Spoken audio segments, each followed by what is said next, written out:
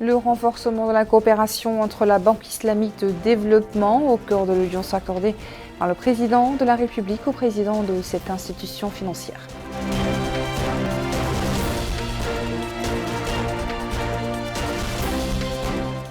Le président de la République a affirmé dans son discours au Caire que les violences observées dans la bande de Gaza ne sont qu'une conséquence inévitable du problème qui mine sa sécurité et sa stabilité depuis des décennies. Et au cours de la visite qu'elle effectue actuellement en Mauritanie, la délégation de la Banque islamique de développement visite aujourd'hui certaines infrastructures et institutions à Nouakchott.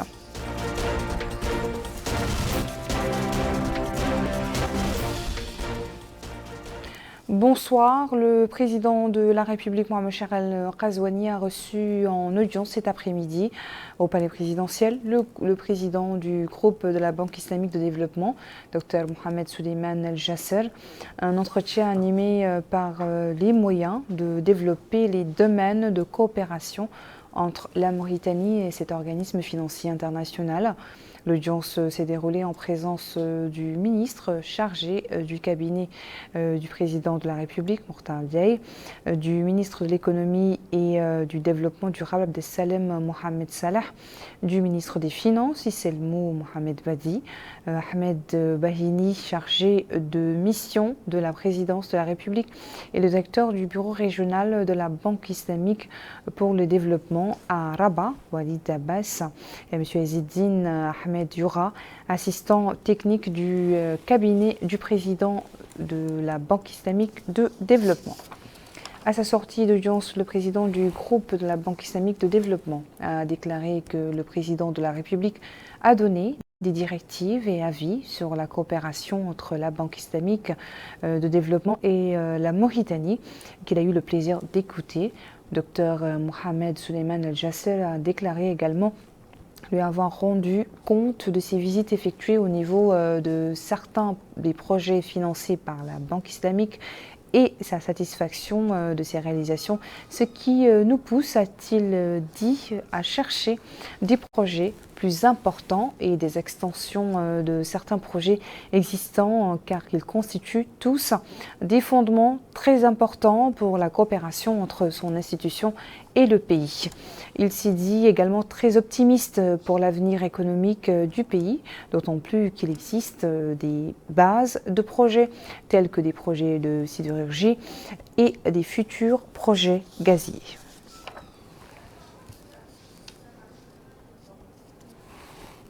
Le président de la République, Mohamed Char El-Ghazouani, a regagné samedi soir Nouakchott en provenance de l'Égypte.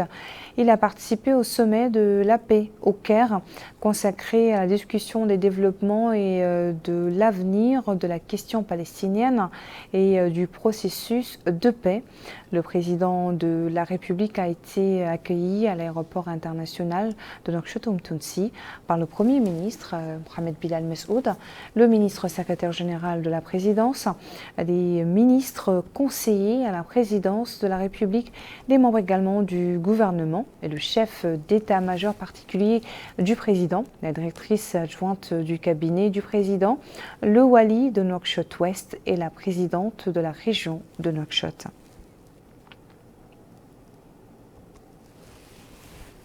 Mohamed Char El-Ghazouani a affirmé que les violences et les catastrophes observées dans la bande de Gaza et dans la région ne sont qu'une conséquence inévitable et un stigmate du problème central qui mine sa sécurité et sa stabilité depuis des décennies. Ceci du fait de l'incapacité à faire respecter le droit des Palestiniens à établir un État souverain avec Jérusalem-Est pour capitale. Le président de la République a déclaré dans un discours qu'il a prononcé, devant le sommet de la paix du Caire tenu hier samedi en Égypte. Retour sur les points saillants de ce discours avec Malika Nekli. La situation actuelle dans la région est catastrophique à tout point de vue.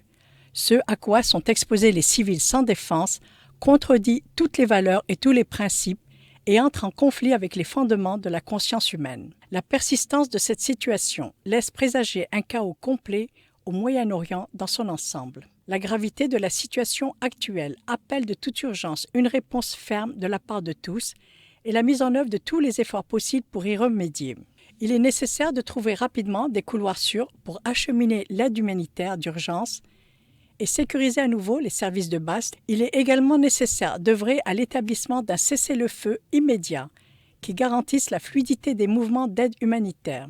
Il est temps que chacun soit convaincu que personne dans cette région ne bénéficiera d'une paix ou d'une sécurité durable si ce n'est dans la mesure où d'autres en jouissent.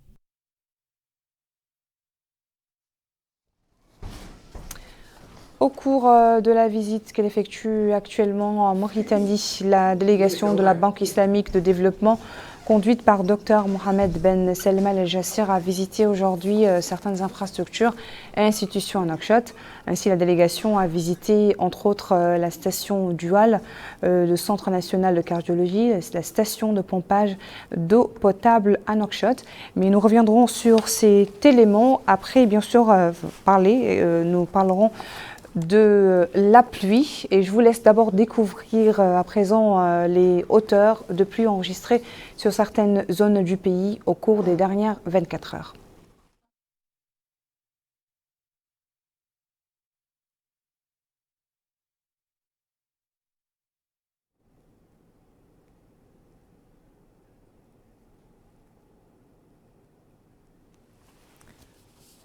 Nous passons à l'élément suivant, parlons toujours de pluie, une belle pluie. C'est l'expression qui revient le plus souvent dans la bouche des habitants de la ville d'Ayoun, après les précipitations qui se sont abattues sur la ville et les villages avoisinants. En tout cas, elle a été bien appréciée par les bénéficiaires qui disent qu'elle est tombée à point nommé. Cher Saad.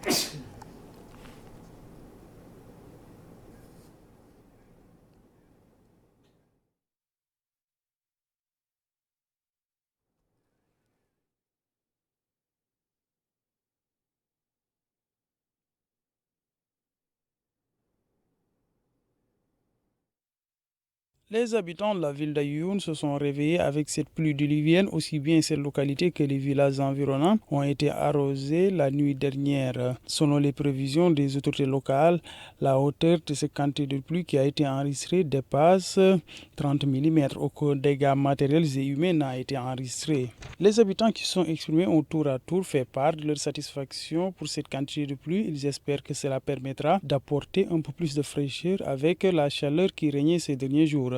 Ils ont aussi loué cette pluie qui, disent-ils, est la bienvenue. Ils ont aussi salué l'impact de cette pluviométrie sur les arbres et l'environnement du terroir. Cette eau de pluie permet aux habitants, particulièrement aux enfants, de profiter de cet environnement. C'est le cas de ces bambins qui s'en donnent à cœur joie afin de se remémorer de la période hivernale. Au cours de la visite qu'elle effectue actuellement dans notre pays, la délégation de la Banque islamique de développement, conduite par Dr Mohamed Ben Salman El-Jassir, a visité aujourd'hui certaines infrastructures et institutions à Nouakchott. Ainsi, la délégation a visité entre autres la station Dual, le Centre national de cardiologie, la station de pompage d'eau potable à Nouakchott. Retour à Malika Nikli. De la ville de Nouakchott, au kilomètre 17 sur l'axe routier Nouakchott-Rosso, a été l'objet de la visite de la délégation de la Banque islamique de développement, dirigée par le docteur Mohamed Ben Salman El-Jassir, qui effectue une visite dans notre pays. À son arrivée à la station d'alimentation en eau potable, la délégation a été accueillie par le secrétaire général du ministère de l'Hydraulique et de l'Assainissement, en compagnie du directeur général adjoint de la Société nationale des eaux. Des explications détaillées leur ont été fournies sur cette infrastructure qui approvisionne différentes mouratas de Nouakchott. La délégation a également pu suivre les différents processus par lesquels passe l'eau avant d'être distribuée. Au cours de cette visite de la délégation de la Banque islamique de développement à plusieurs projets qu'elle finance dans notre pays, la délégation s'est rendue à la centrale Dual de Nouakchott-Nord d'une capacité de 180 MW. D'amples explications techniques leur ont été fournies par le directeur général de l'électricité quant au rôle et missions de cette centrale qui constitue l'un des plus importants pourvoyeurs d'énergie dans le pays et qui couvre environ 50% de nos besoins en électricité. La centrale a des groupes électrogènes dont la capacité chacun est de 15 MW qui sont reliés à 5 centrales de transformation. D'amples explications techniques leur ont été fournies par le directeur général quant au rôle et missions de cette centrale qui constitue l'un des plus importants pourvoyeurs d'énergie dans le pays et qui couvre environ 50% de nos besoins en électricité. La centrale a des groupes électrogènes dont la capacité chacun est de 15 MW. L'Université de Nouakchott a été également l'une des étapes de la visite de la délégation de la Banque islamique de développement. La délégation a visité les différents pavillons, les laboratoires, avant de suivre une présentation sur son rôle et ses activités académiques données par le président de l'université. En plus d'une autre présentation sur les missions de l'Université des sciences et technologies, les différents diplômes que l'on peut obtenir au sein de cet établissement. Ces explications étaient fournies par le doyen. Le Centre national de cardiologie a été également l'une des étapes de la visite de la délégation de la Banque islamique de développement. Cette visite a permis aux responsables de la banque et à la délégation qui l'accompagne de visiter les différents pavillons. La délégation a également reçu des explications techniques sur les services les plus importants fournis par ce centre. Le Centre national de cardiologie est considéré comme une structure de référence pour le pays dans le domaine de la cardiologie et c'est l'un des éléments constitutifs de la coopération entre notre pays et la Banque islamique de développement. Le centre est financé à 90% par la Banque islamique de développement avec un taux de participation de l'État mauritanien de 10%. Ces visites visent à examiner de près le développement des projets financés par la Banque islamique de développement et leur impact positif sur les citoyens. Voilà, nous arrivons à la fin de ce journal. Merci à vous de nous avoir suivis. Le rappel des principaux titres. Le renforcement de la coopération entre la Banque islamique de développement au cœur de l'audience accordée par le président de la République au président de cette institution financière.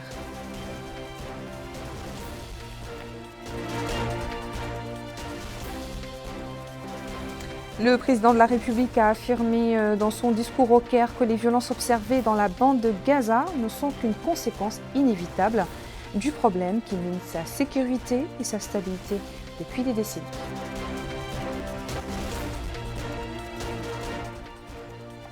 Au cours de la visite qu'elle effectue actuellement en Mauritanie, la délégation de la Banque islamique de développement visite aujourd'hui certaines structures et institutions à Nouakchott. Merci, le programme continue sur Al Mauritania et bonne soirée.